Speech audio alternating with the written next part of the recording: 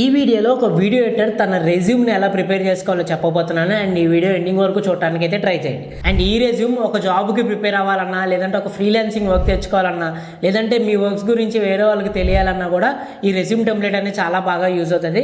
And ఇప్పుడు వరకు నా ఛానల్ని సబ్స్క్రైబ్ చేసుకున్న వాళ్ళు ఇప్పుడే వెళ్ళి సబ్స్క్రైబ్ చేసుకోండి. ఇలాంటి ఎన్నో వీడియోస్ మీకు వస్తూ ఉంటాయి. బేసిక్గా వీడియో ఎడిటింగ్ కోర్స్ అయిపోయాక చాలా మందికి జాబ్స్ రావు. అది మీ తప్పు కాదు. ఎందుకంటే వాళ్ళ రెజ్యూమ్ కానీ వర్క్ పోర్ట్ఫోలియో కానీ ఒక మంచి ప్యాటర్న్ లేకపోవడం వల్ల ఎక్కువ మంది జాబ్ రిజెక్షన్స్ చేస్తూ ఉంటారు. అండ్ ఇప్పుడు నేను చెప్పబోయే ఈ 6 స్టెప్స్ ద్వారా మీ రెజ్యూమ్ని బిల్డ్ చేసుకున్నారంటే మీకు జాబ్ కానీ ఫ్రీలాన్సింగ్ వర్క్ కానీ పక్కాగా వస్తుంది. అండ్ ఫస్ట్ స్టెప్ వచ్చి personal details.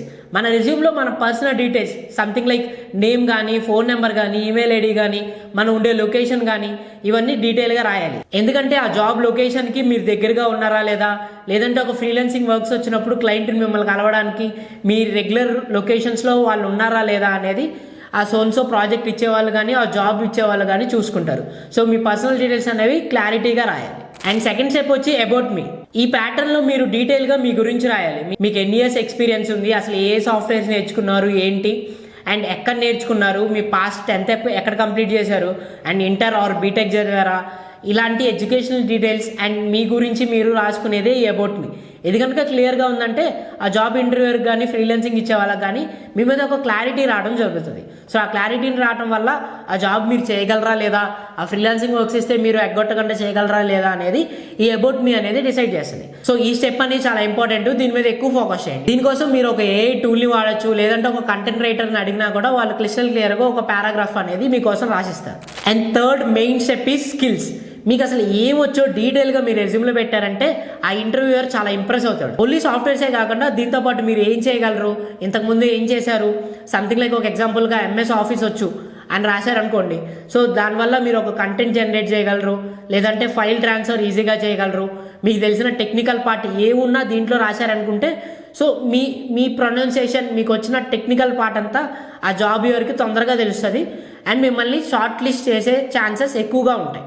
And fourth important main thing is మీరు ఒక ఫ్రెషరా లేదంటే ఎక్స్పీరియన్స్ పర్సనా అనేది మీ రెజ్యూమ్లో కన్ఫామ్గా రాయాల్సిందే. ఫ్రెషర్కి ఒకలాగా ఇంటర్వ్యూ క్వశ్చన్స్ ఉంటాయి, ఎక్స్పీరియన్స్ ఉన్న వాళ్ళకి ఒకలాగా క్వశ్చన్స్ ఉంటాయి.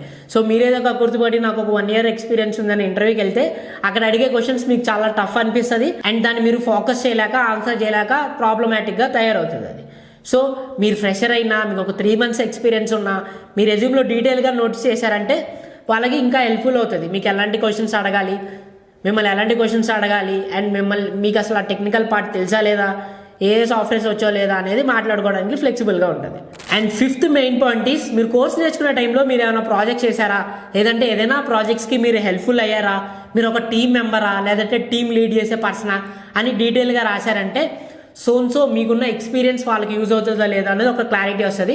సో ప్రాజెక్ట్స్ ఏమేం చేశారు, something like projects what we did in and రెజ్యూమ్లో పెడితే మీ రెజ్యూమ్ అనేది కొంచెం వెయిటేజ్గా పెరుగుతుంది. And 6th main thing is CTA, cost per action. మిమ్మల్ని కనుక ఆ జాబ్ ఇంటర్వ్యూ చేసిన ఆయన కాంటాక్ట్ అవ్వాలంటే మీ కాంటాక్ట్ డీటెయిల్స్, మీ మెయిల్ ఐడి అండ్ మీ పేరు ఇవన్నీ డీటెయిల్గా యాక్టివ్లో ఉన్న మొబైల్ నెంబర్సే ఇవ్వాలి. రేపొద్దున మిమ్మల్ని ఎప్పుడైనా కాంటాక్ట్ అవ్వాలన్నా కూడా ఈజీ టు యాక్సెస్ ఉందంటే మీకు ఆ వర్క్ కానీ ఆ జాబ్ కానీ ఈజీగా వచ్చే ఛాన్సెస్ ఉంటాయి. అండ్ ఈ 6 మెయిన్ పాయింట్స్ కనుక మీ రెజ్యూమ్లో బిల్డ్ చేసి ఒక మంచి టెంప్లెట్ రెడీ చేసుకున్నారంటే మీరు ఎలాంటి కంపెనీస్కైనా, MNC అయినా, స్టార్టప్ అయినా, ఈవెన్ దో ఫ్రీలాన్సింగ్ వర్క్స్కైనా ఈ రెజ్యూమ్ పంపించి మీ గురించి వేరే వాళ్ళకి డిజిటలైజ్గా చెప్పే ఛాన్సెస్ ఉంటాయి. మీకు కనుక ఈ వీడియో ఇంప్రెసివ్గా అనిపించిందంటే ఈ వీడియోకి ఒక లైక్ చేయండి అండ్ ఈ ఛానల్ని సబ్స్క్రైబ్ చేసుకోండి. See you on the next video.